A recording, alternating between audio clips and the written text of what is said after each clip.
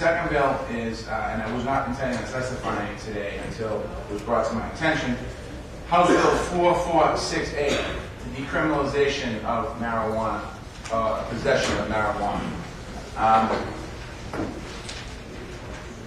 I do not know what to think about this piece of legislation. There are some legislation filed in this Commonwealth that doesn't make sense, and this is just one of those pieces of legislation that just doesn't make sense. And I saw the board leading into this room that showed that 57% of people in my district voted to decriminalize an ounce or less of marijuana. And my community is one of the communities that's hit the hardest by people using drugs. Drugs are illegal. You're going to hear somebody talking about, I saw some flyers floating around here, about alcohol and marijuana.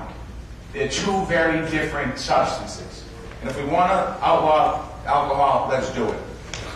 But I can tell you one thing, marijuana is a gateway drug. There is no one sitting in our jails today who have been arrested for an ounce of marijuana.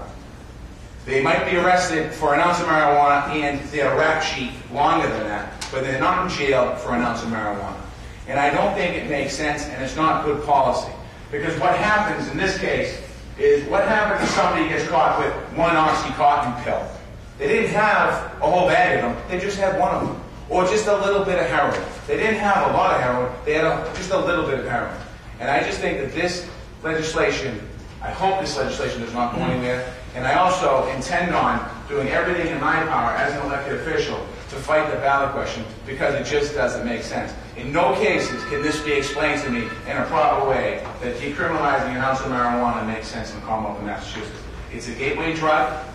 The next step after marijuana potentially could be Oxycontin, heroin, and then the next step after that is, we all know, jails, mental institutions, or death, by which the state puts hundreds of millions of dollars a year into recovery programs to fight drug use in the Commonwealth of Massachusetts.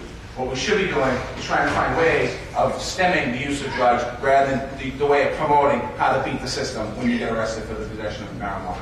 So I just want to put that out there, and thank you for taking the time.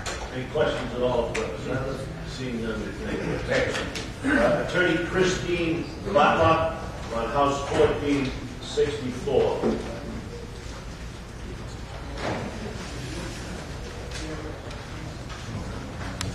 I'd like to say the truth, that, God created marijuana, that we need to have some compassion.